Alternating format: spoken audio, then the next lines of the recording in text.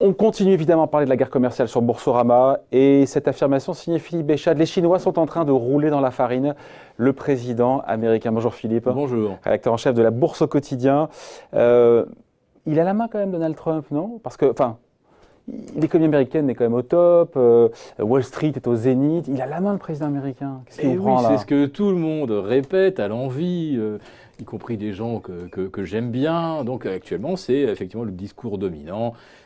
Trump a raison de profiter. Le momentum lui est favorable. Exactement. Il se dit, le bras de fer, je vais les faire plier, quoi. Voilà. Donc, moi, j'ai apporté une vision un petit peu différente. Je vais essayer de l'argumenter. Tout d'abord, l'économie américaine, c'est vrai, est en haut de cycle. Mais bon, quand on est en haut de cycle, le risque est que ce cycle s'essouffle. Oui, on dit ça régulièrement. Voilà. Pour l'instant, c'est toujours en haut de cycle. Wall Street est également au zénith, et un zénith qui a été entretenu, en fait, l'ascension funiculaire est justement entretenue par ce feuilleton. On va bientôt signer ce fantastique accord, le meilleur accord qu'on n'aura jamais signé avec la Chine. Et puis cet accord, il ne vient pas. On l'attendait peut-être, ou en tout cas une esquisse vendredi dernier avec la visite du numéro 3 chinois, vice-premier ministre et ministre de l'économie. Ouais. C'était quand même le gars avec lequel on pouvait négocier. Je crois que les Chinois ne sont pas restés 2 heures dans le lieu où ils se réunissaient avec Lighthizer et Mnuchin. Bref, si on avait voulu vraiment dire les choses franchement et brutalement, les Chinois, ils sont venus probablement expliquer que Trump, qui les menace de sanctions, ou qui les met d'ailleurs en application avant même qu'on se rencontre, c'est pas tolérable. Et ils sont partis en claquant la porte. Alors, on a voulu... mais si... la porte. Mais... Non, ils ont dit qu'ils vont se revoir, il n'y a pas de représailles, il n'y a pas de riposte de la part de Pékin. Pour l'instant, non. Mais justement, on va en venir à pourquoi Pékin veut rouler dans la farine. Donc, on vient aux États-Unis, on vient à Washington, on reste 2 heures et on se casse. On n'est pas venu là pour discuter, on est absolument d'accord sur rien. Alors après ça, M. Mnuchin dit « Ah, ça a été constructif ». On a simplement décidé qu'on était d'accord sur rien. « We agree to disagree », comme disait voilà, et qu'on se reverra un de ces 4. Alors, c'est parfait. Pour le marché, on peut continuer d'espérer que... oui et non, parce que le marché qui est en baisse, le CAC 40 qui est en baisse. Ce matin, on avait ouvert... alors, je ne veux pas nous enfermer dans un timing. Ça avait ouvert pratiquement à l'équilibre. Ça a baissé derrière. Bon, d'accord. On verra ce que fait Wall Street. Comment Wall Street l'interprète? Est-ce que tant qu'on promet une prochaine négociation, c'est ce que fait Trump, c'est ce que fait Trump aussi. Hein. À la fois, il manie carotte et le bâton, il met plus de taxes, en même temps, il dit mais j'ai un très bon rapport avec le président chinois et on va trouver un accord. Quoi. Il parle avec sa bouche, il tweet. Non mais Trump, l'idée c'est de dire que Trump ne laissera jamais dérailler Wall Street. On le voit bien à chaque fois que Wall Street baisse. Ah mais bien sûr, vendredi, c'est la déclaration de Mnuchin qui est complètement, elle est surréaliste, elle est lunaire. Les gars sont partis en claquant la porte et on prétend que ça s'est bien passé et qu'on a avancé. Bien sûr que non, on n'a pas avancé, on a même reculé. Et les Chinois, aujourd'hui, savent très très bien jouer les gentils. C'est-à-dire que les États-Unis ont versé le premier 100. Écoutez, vous vous rendez compte, on est en train de négocier, et pendant qu'on négocie, tiens, je te mets une claque, allez, 200 milliards, et puis si tu n'es pas content, je te mettrai 125 milliards de plus. Procédure qui est ouverte aujourd'hui par l'administration américaine pour taxer toutes les importations chinoises, 300 milliards de plus. Alors c'est ce qui va venir des ports américains, ça va peut-être prendre 3 semaines à traverser le Pacifique, mais ce qui va venir par avion, ça y est, ça va déjà être taxé. Ouais. Donc qu'est-ce qui va se passer? Monsieur Trump fanfaronne, les nouvelles taxes vont rapporter 100 milliards aux États-Unis, c'est merveilleux. Ces 100 milliards vont nous permettre de subventionner les agriculteurs si jamais les Chinois décidaient de ne plus acheter ou de ne pas acheter tout le soja qu'ils se sont engagés à payer. Ça va nous permettre de financer la réfection des routes, etc. Merveilleux.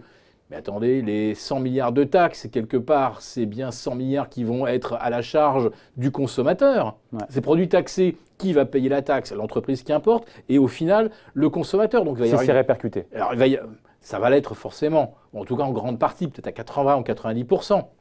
Conclusion, ça va être une ponction sur le pouvoir d'achat. Ça va forcément peser sur la croissance. Pour l'instant, on ne le voit pas en tout cas. Parce que les sanctions ne sont pas encore en place, mais d'ici 3 à 6 mois, on verra bien l'impact sur le pouvoir d'achat des ménages américains. Qu'est-ce que nous dit le dernier tweet de Trump de ce week-end quand il nous dit en gros, très intéressant, où il dit qu'il encourage Pékin à ne pas attendre la prochaine élection avec une possible arrivée de démocrates. Pour vous, c'est un aveu? Absolument.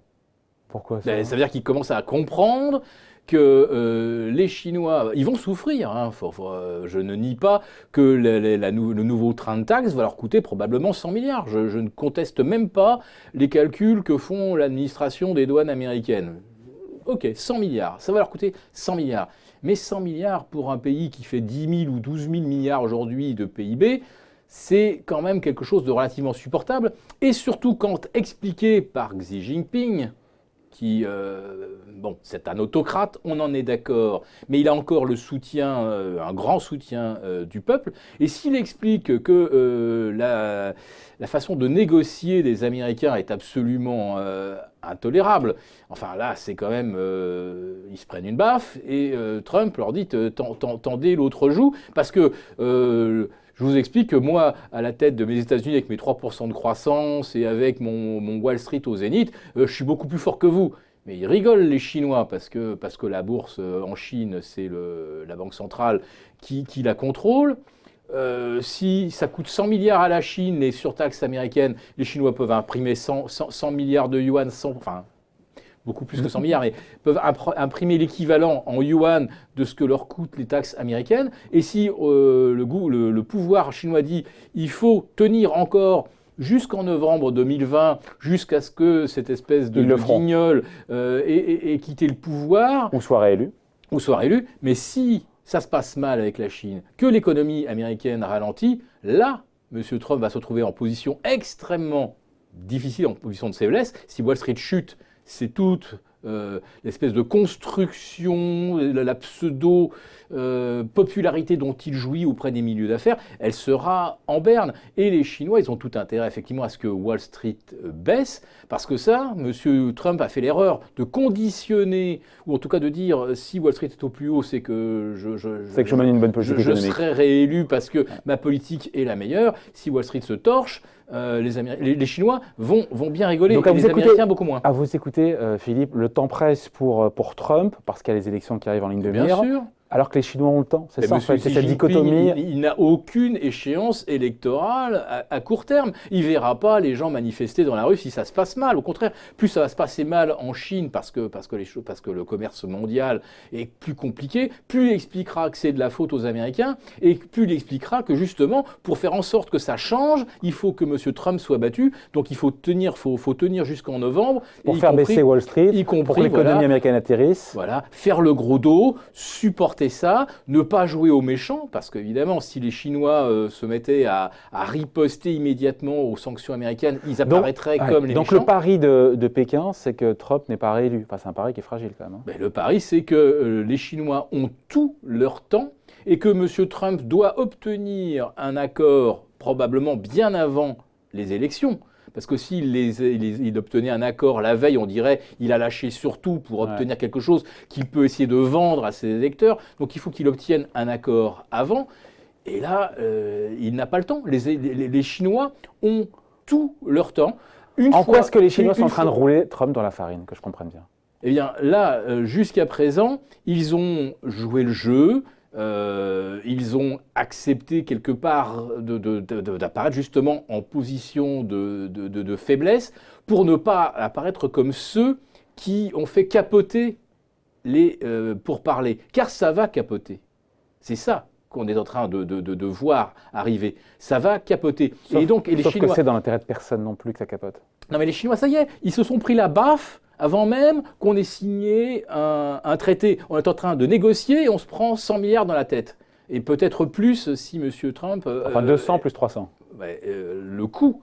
Ah oui, pardon, en termes de coût, pardon. Le coût, ça va être ça. C'est pas mes chiffres, c'est ce que M. Trump a donné. Absolument. Je vais récupérer 100 milliards que je vais donner aux agriculteurs, que je vais mettre dans des investissements pour rénover les routes, le réseau électrique, Donc c'est pas la Chine qui paye encore une fois. Effectivement, ce sont les importateurs américains et in fine largement le consommateur américain. Voilà. Donc si ça capote, les Chinois vont avoir réussi d'abord à à avoir mené les choses qui est dans leur propre façon de négocier, c'est-à-dire qu'ils ont un temps infini devant eux, 10, 20, 30 ans. Monsieur Trump a 18 mois. Et deuxièmement, si ça capote, comme les Chinois n'ont pas riposté, très très vite l'opinion Ils ne sont mondiale... pas en position de faiblesse s'ils n'ont pas riposté, les Chinois, justement. Mais non, C'est pas la preuve qu'ils sont...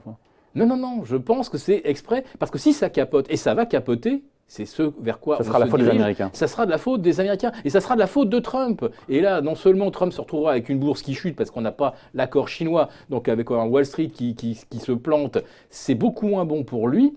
Et en plus de ça, des Chinois qui pourront dire, mais regardez, en plus de ça, nous, ils nous ont tapé dessus et on n'a pas répondu. Parce que c'est ça la stratégie. Nous, on voulait un accord, vous comprenez, c'est nous les gentils. Voilà donc la stratégie de Pékin décryptée par Philippe Béchade, rédacteur en chef de La Bourse au quotidien. Merci Philippe.